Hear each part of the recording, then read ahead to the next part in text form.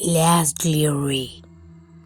ये एक Friday typical night की बात है जब मैं अपने कॉलेज की क्लासेस के बाद टोर डैश कर रहा था। मेरे साथ कुछ अजीब हुआ। मैं ये हर वीकेंड में करता था ताकि मेरी लिविंग एक्सपेंसेस पूरी हो सकें, लेकिन उस रात को कुछ अलग हुआ। ऑर्डर कम आए, कुछ ऐसे ऑर्डर जो कम पेमेंट दे रहे थे, basically waste of time orders थे। फिर 1 घंटे बाद एक और ऑर्डर आया जो थोड़ा सही था, लेकिन वो 8 मील दूर था, जिसका पेमेंट अच्छा खासा था, लेकिन लोकेशन को सही नहीं लग रही थी। ये उन ऑर्डर से बेहतर था जो कम पैसे दे रहे थे। तो मैंने ज़्यादा कुछ सोचे बगैर ऑर्डर एक्सेप्ट करके रेस्टोरेंट गया। फिर बैग लेकर गाड़ी में बैठा और ड्राइविंग करने लगा। जीपीएस ने बताया कि सफ़र 30 मिनट तक चलेगा, जो मेरे लिए अब तक के सारे ऑर्डर्स में से सबसे लंबा सफ़र था।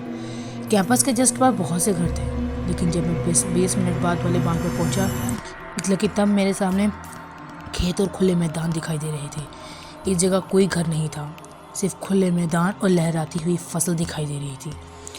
मैं थोड़ा नर्वस फील कर रहा था, लेकिन मैंने सोचा कि सब ठीक होगा। उन खाली खेतों के बीच मुझे एक घर दिखाई दिया जो कि लोकेशन से मैच कर रहा था। मैं समझ गया कि ये वही घर है, मुझे डिलीवरी देनी है। अब मैं खाली और सुनसान रास्ते से उस घर की और अपने ऑर्डर की ओर बढ़ रहा था।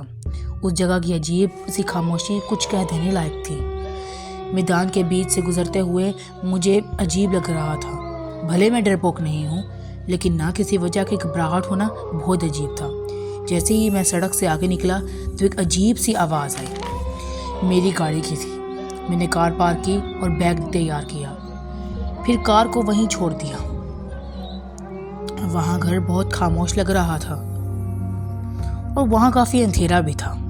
वहाँ बरामदे में एक रोशनी जल रही थी। मैं गंदगी भरी घास से गुजरा और बरामदे में गया। मुझे एक साया नजर आया, लेकिन मैं सोचा शायद ये मेरा वहम है। मैंने उसको वहम समझा और दरवाजे पर दस्तक दी। मैंने पीछे मुड़कर अपनी गाड़ी को देखा जो अंधेरे में घुम से लग रही थी। वहाँ मुझे एक साया नज़र आया, लेकिन फिर मैंने सोचा कि शायद ये मेरा वहम है। मैंने फिर से दस्तक दी, लेकिन किसी ने नहीं खोला। यहाँ तक कि अंदर से कोई आवाज़ भी नहीं आई। मैंने अंदर से चेक करने की कोशिश की। एक आदमी मुझे मुसलसल खोले जा रहा था और वह स्वयं खड़ा था। सीढ़ियों से खून बह रहा था, इतना बह रहा था कि पता नहीं कितने हजार लोगों का खून बह रहा है। उसके कंकाल बन बन के सामने आ रहे थे। मैं बहुत खौफज़दा हो गया। मुझे कुछ बोला भी नहीं जा रहा था। मैंने अपनी नज़रें बाहर घुमा ली। मैंने खिड़की की तरफ गौर किया। वो जल चुके थे। वहाँ से एक आदमी गुजरा जो ब्लैक सा था और वो हंस रहा था। मैंने इस साल को अपना वहम समझ लिया। मैंने दोबारा से लाइट की तरफ देखा और मैंने सोचा कि शायद ये दिन में चार्ज हो जाती होगी और रात में जल जाती होगी। मैं इसी में सोच में था कि कितना वक्त गुजर गया। मैंने सोचा कि शायद ऑर्डर एक्सेप्ट नहीं किया जा सकता। मैं इसे कोई देख के वापस होने लगा तो मैंने देखा कि एक जो साया है वो मेरी तरफ आ रहा है और वो मुसलसल नाचते हुए आ रहा है। मैं सुन खड़ा उसको देख रहा था। मेरी आंखें लाल होती जा रही थी। देखते देखते मैं चकरा न जाऊँ, मुझे यही डर था।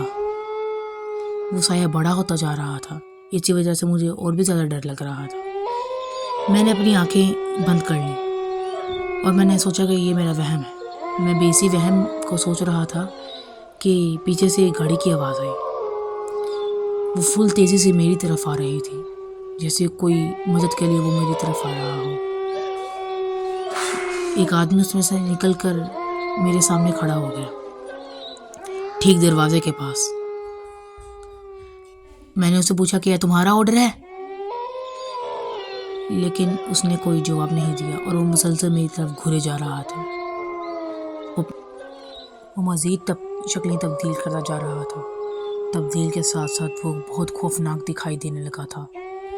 वो उसकी आंखें लाल दिख रही थी और दांत ऐसे जैसे किसी डायनासोर के हों। मैं जम खड़ा उसको देखे जा रहा था। मैं बहुत डर चुका था।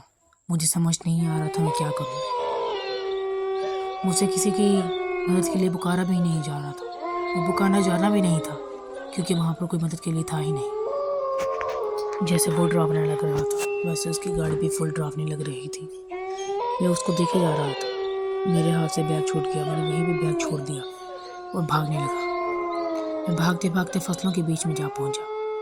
फसलें लंबी और चौड़ी होती जा रही थी। वो आदमी मेरे पीछे पीछे भागता जा रहा था। मैं भागता रहा। मैं हिम्मत जुटाकर भागता रहा। मेरी सांसें फूलने लगी थी, लेकिन अब वो आदमी मेरे पीछे नहीं आ रहा था। लेकिन मैं इस डर में था कि वो आदमी मेरे पीछे दोबारा ना आ जाए, और वो कहीं से भी आ सकता था। वो कोई इंसान नहीं था। मैं आहिस्ता हो गया, क्योंकि मेरी सांसें इतनी फूल चुकी थी कि मैं वहीं पे बेहोश हो जाता। भागते भागते मुझे एक सड़क दिखाई दी। मैं वहाँ पर चला गया। मैं खुशी के मारे पागल हो गया, लेकिन मुझे इतना डर लग रहा था कि मैं बेहोश हो गया। जब मैं उठा तो पुलिस मेरे सामने खड़ी थी। पुलिस ने मुझे से सारा माजरा पूछा और मैंने भी सारा माजरा बताया, लेकिन पुलिस ने छांटे की। लेकिन मेरी कार के सिवा और मेरे बैग के सिवा वहाँ कुछ ना मिला। कोई एक सबूत भी ना मिला। मैं इसी सोच में था कि वो आदमी को मुझसे क्या दुश्मनी थी, वो आदमी मेरे पीछे क्यों पड़ा था। उसके बाद से मैंने डोर डैश का काम छोड़ दिया।